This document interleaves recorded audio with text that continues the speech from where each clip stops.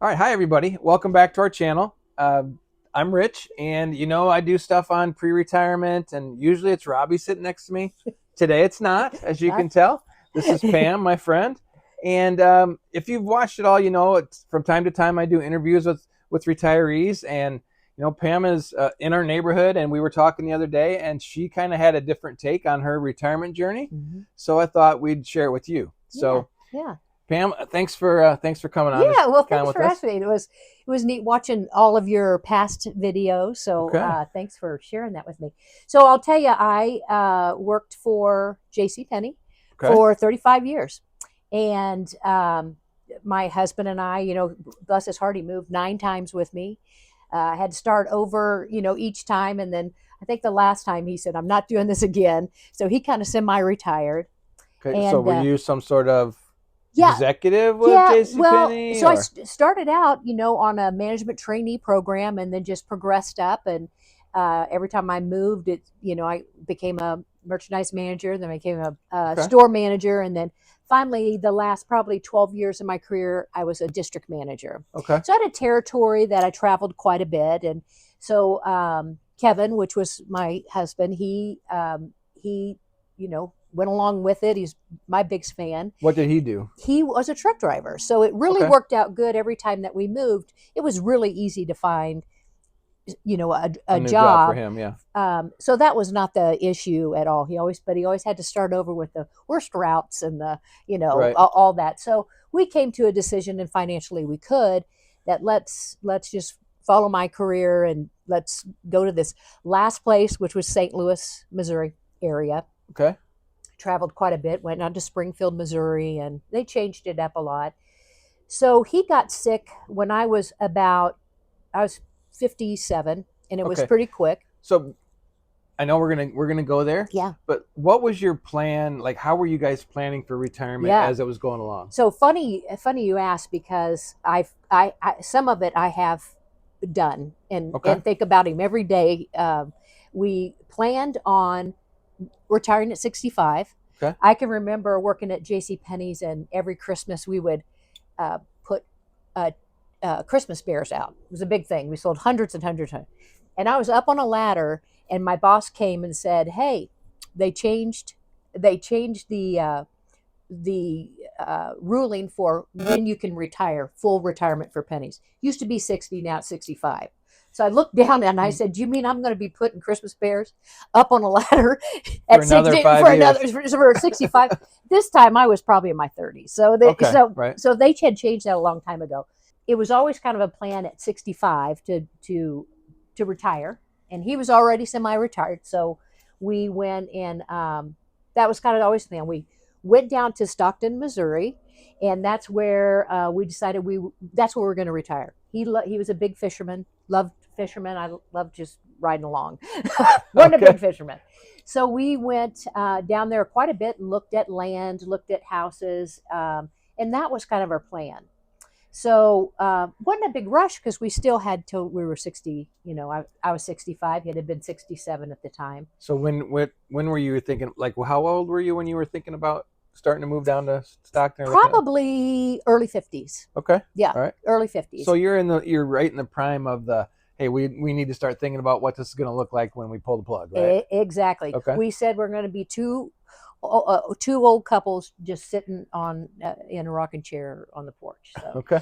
anyway, so that was kind of the plan. And then Kevin got sick when I was 57,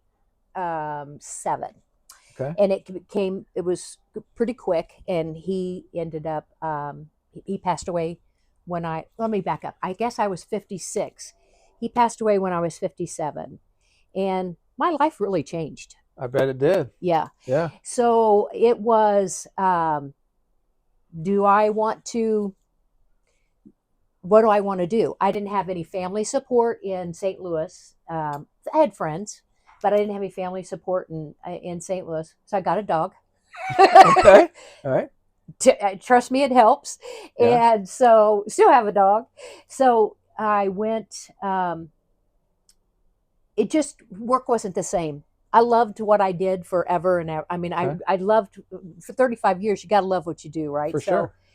I loved what I did, but I it wasn't the same without him. He was my biggest cheerleader, and I wanted to get home. I'd lost my mom about 3 years prior to Kevin passing, and my dad is, well, he's 88. He's still living, and he's 88. And I tried to get home to take care of him. And home is here in Periodically. the KC area, I right? call it home. Yeah, right. I'm a JCPenney brat. He worked for Penny's for 30 years too, Okay. and he ran one of the stores. He retired out of one of the stores here at Metro North here in Kansas City, and so I followed. So I was not an Army brat, but a JCPenney brat. Okay. So anyway, so they kind of ended up here, and I started here. That's so I started my career in Kansas City, also. So so when Kevin died, it really, I had to really sit down and say, why am I not happy at work anymore? People were the same. Right. The company was changing a little bit, but I thought it over. I really talked to my family a lot, especially my dad, and went to a financial advisor, needed, to see where I was at financially, if this was going to be Had you been doing that sustainable. all along? Had you had a financial guy? I'll be honest with you, we hadn't. Okay. We said, I'm going to get a good pension from Pennies, and the end. Okay. and, Yeah. and my dad had done that. We watched, my dad, they're comfortable. And so I thought that's going to be just fine. I was really ignorant to the whole financial thing. So I sat down with a financial advisor, and he was, it was very enlightening. And he kind of started out that, what do you want to do, and where do you want to, where do you want to be? So you say you were kind of ignorant about it. Like, was Kevin doing that? No. So both of you were just like, hey, we're going to have a We're pension. we're gonna sit on a rocker on a porch. I mean, that's Okay. all we were thinking, Okay. So yeah, so this was completely new Okay. to both of us. We just knew that, with the pension, we'd be comfortable. We didn't need more than what we were going to get, and the end. So, talking to the financial advisor, there's a lot more to it. There's insurance you got to pay for that the company's not paying for, and with him already starting to be sick, that was going to be very difficult to get insurance for him, also. So and I hate to dredge things up, Yeah. but so when he got sick, was it like he's not going to recover from this, or was it a we don't know? Yeah, we don't know, but Okay. that prognosis was not good. It was Okay. not. It was Okay. too far advanced, and it was not good. Some sort of So, cancer. yeah, I'm assuming then. yeah. Okay. So All right. he is. So we kind of knew. I thought I had more years with him, Yeah. to be honest Yeah. with you, Absolutely. and he did too. Yeah. and it really kind of crept up on us, and it didn't work out the way we wanted it to work Yeah. out. Yeah. So now I don't want to work anymore, and I'm 58 years old. I don't want to. This is not for me. I need my family. I need to be around people that support me, and so that's when I went to the financial advisor, and it was very enlightening. And I think he led me in the right direction. Okay. And we went to, I had it in my mind. It's funny because your retirement date is May 2nd. Right. May 1st, I was going to tell my boss. That was when I was going to tell her, I'll stay as long as you want to replace somebody, to train somebody. But that was my deal. Okay. That's what I'm going to do. So, and this was a few months prior to May. But I didn't want to tell him too early. Right. Just to, Yep. I didn't want him to get rid of me right away. Right. So I had a house to sell. I had Yep. a lot of things to do. So, I went, the pandemic happened. So this was all 2020. That's right. Yeah. Because we moved here right in the middle of that, and you did too. I did. So now we're in March, and we're on furlough. We're not working. I worked a little bit for a while. We worked from home. The district managers did, but now I'm not working. And middle of April, I'm going to say, they came up with a voluntary early retirement. Okay. Now I'm Perfect already timing. I'm Like you're already going to do this, yeah, right? you're already on board. Yeah. Okay. So I raised my hand and said, "Yep, I'll do it." That time I was 58. The way that it worked, it punched my service years to 62. So that gave me as if I was retiring at 62 instead of 58. So that Right. financially really helped. So that worked out good. I think they made me work until about middle of June, Okay. and then I moved down here. So that was kind of my journey how I got down here.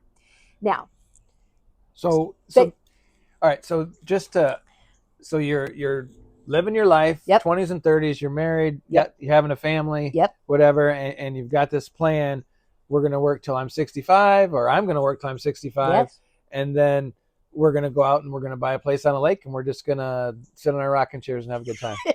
go fishing every once in a Okay, while. Yeah, and then God threw a curveball. yep, absolutely. And you just don't think about that. First of all, I wasn't prepared. I mean, Right.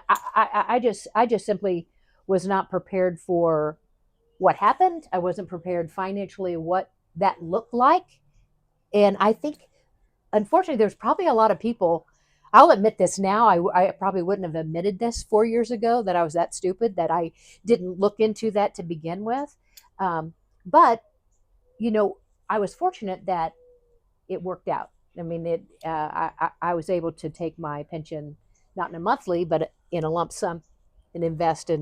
and Okay. do a little bit better about it. So, So, with Kevin's the work that he did, were you mhm, guys doing a good job of saving? yes, yeah, Okay. oh yeah, So, I mean, we that's did. huge, right? Like, Absolutely, yes, yeah. No, we had a nice little nest egg that we knew we could build a house, and actually live, you know, comfortably. okay. I say the nest egg probably goes to the grandkids because Yeah.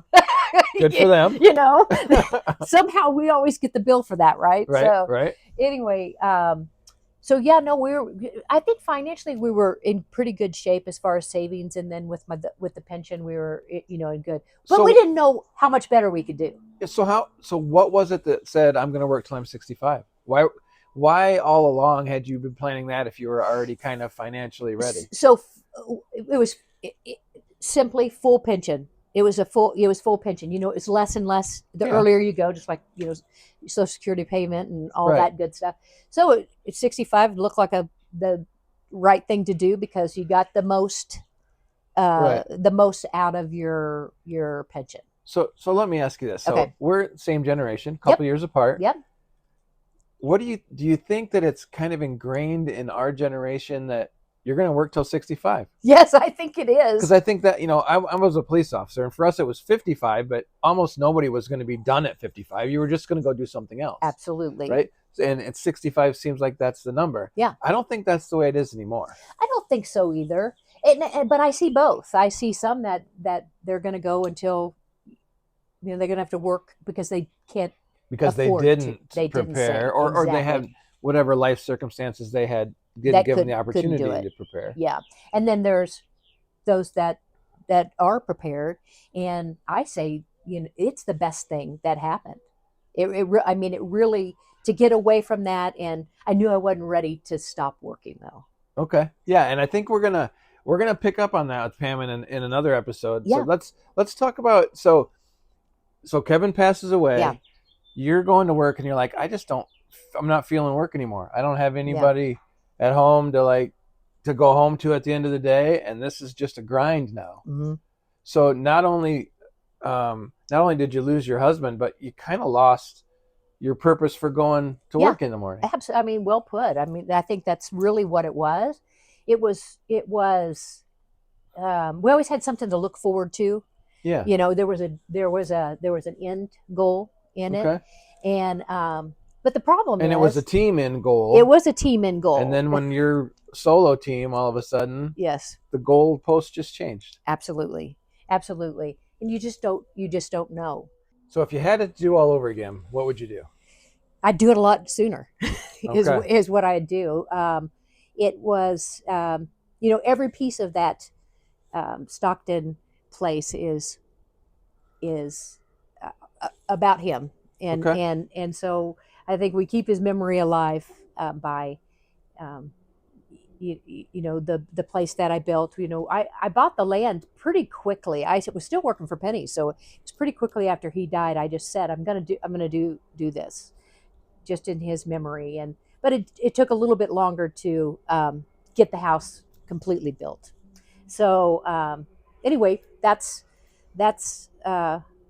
So the moral of the story is basically do it as soon as as you can. soon as you can, because see, he could have been enjoying that.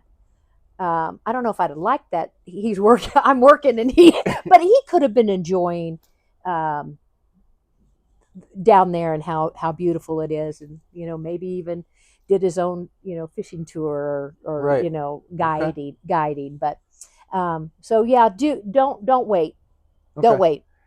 Okay. Hard lesson. For sure. And I appreciate you kind of sharing it with us. Yeah, And I think it's one of the things that when you get to our age, you don't want to think about. no, You don't want to think about losing your partner. You don't want to think right, about having to change your life plan because something in your health comes up and bites you in the right, tail. absolutely. Right. But we all need to think about it at Yeah, least. yeah, Right. And do some sort of moderate level of preparing for the worst. right, absolutely. Yep. Okay. Unfortunately. All right. So what we're going to do here is I'm actually going to talk to Pam a little bit more in the next episode about how she attacked retirement, and because she did a little bit of what other people talk about is one of the ways to kind of get into retirement is to have a sort of transitional job, Hmm. and Pam has done that, and I think she's getting ready to kind of step a little Yeah, bit away it's from that too. two transitions. Yeah. Yeah. So join in next week, and we'll talk about that. And if you'll take a look at the one that's right here at the screen, you'll see how one of my other friends is handling their retirement. Thanks for watching us, and God bless.